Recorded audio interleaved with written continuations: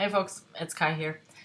Um, yeah, it's been a busy little while, and I've been, yeah, just full on with work and trying to keep my head above the water with all these deliverables that I'm responsible for. But yeah, I just wanted to, kind of share some adventures I've had recently and some reflections, and then also let you know about what my dear friend Jasper is up to. Uh, but first off, um, what did I want to say? What am I saying? Oh yeah, I'm back to running, and I'm running shirtless, which is the most amazing thing ever. I'm so excited about that fact, and I can't get enough of it. And I also went swimming, and yeah, I was running up a bridge during rush hour traffic, very crowded, and you know what? I'm sure everybody saw the scar. Well, not everybody, but I'm sure people saw the scars and all that. But I'm just like, I don't really care because I know what's important to me, and I know I want that freedom. And even if people had comments or whatever, I wouldn't care. And so, anyways, I'm just really excited about that. Um, yeah, Ooh, I still struggle a bit with the women's change room thing. As part of my running club, we go running, and afterwards we shower before we go to dinner. And this week I was like, really, I need to start taking steps towards that. And yeah, it's a little uncomfortable because the guys know me a particular way, and la la la, and the way the male change room is configured is very open concept versus the female one has individual stalls, and so I think it would be easier if I were going the other way because there's more privacy, but in this case there's increasingly less, and so I took baby steps so I can kind of break it down for myself, and also just to kind of get the guys ready that I am coming into well, into all of our space, but just so that they have a bit of a heads up, they can kind of start to prepare themselves. So this week I went in. I arrived a little bit early, and so I went in with three guys, and we just changed. And it's not a showering situation, so it wasn't so daunting.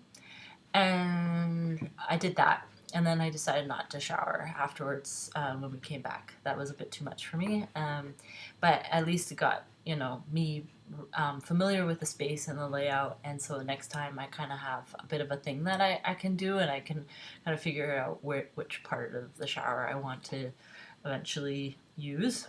Anyway, so I hope next week to actually start to do that as well. So, anyways, wish me luck. But yeah, it wasn't so nerve-wracking the way I did it, but I'm sure next week it'll be a little bit different. I've also started to notice that my voice is dropping quite a bit, which I'm very excited about. And I've noticed that my voice is starting to crack, which is not so much fun, but it's kind of entertaining, and I have lots of good fun with it. And it does happen. Everybody knows what I'm going through, and so it's not such a big deal. But this is kind of like, oh god, yay, another puberty. And then it's interesting. I've been having all of these very intense dreams. I think a lot of it has to do with I'm house sitting out in North Van, and it's generally a lot quieter out there, and it's darker, and so I think I just have a much better rest. And as a result, one of the ones I had recently was that my breasts came back, and that was a nightmare. Like, I panicked, and it was like, no, all the goodness is gone, and all of that, which I actually thought was kind of interesting in the sense that it does help kind of confirm. I mean, I already know it's good for me, but that kind of dream just kind of solidifies it even further. And it's actually akin very much to when I first started getting sober. I would have very intense dreams about using again. And that's what it felt like. It was like this panic, like, oh shit, I thought I had this handled and dealt with, and now it's back. And it's like, no. And then you wake up and you're like, oh, phew, everything's still as it should be and awesome and properly beautiful. Anyways, and yeah, and then the other thing that I find really entertaining, I went to Gay Day at Playland today, and you know, I had fun flirting and such with some, making eye contact and such. And I do get a bit of a hit or a bit of a high when a gay guy checks me out because it feels like some sort of confirmation. I mean, I don't need any confirmation from anybody, but it's nice to kind of get that, and that other people see what I see. And so I do kind of enjoy that exchange a bit. Even though I don't, feel like I want to do anything with it. I just, I have fun.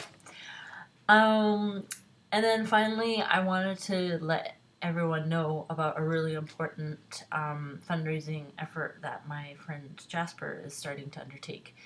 And I think he's really courageous for doing it. This is a huge topic and a huge issue in the trans male community, but I think for other people to understand as well, cisgendered and otherwise. He is wanting. So he's one of very dear friend in that he helped me see what I wanted or needed related to my top piece.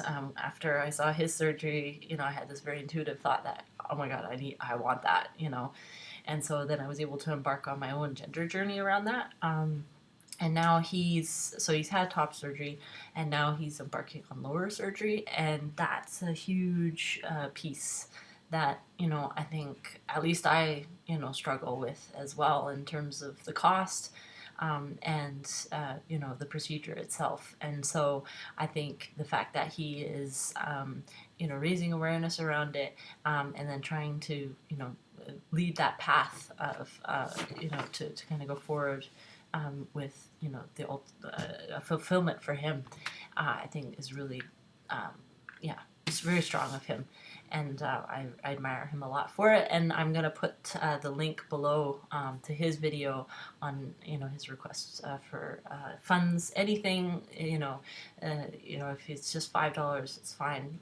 We can all chip in, and then hopefully make the load a little bit lighter for all of us. And it gives people who are considering it for their future a hope as well, right? So anyways, check it out and contribute if you can.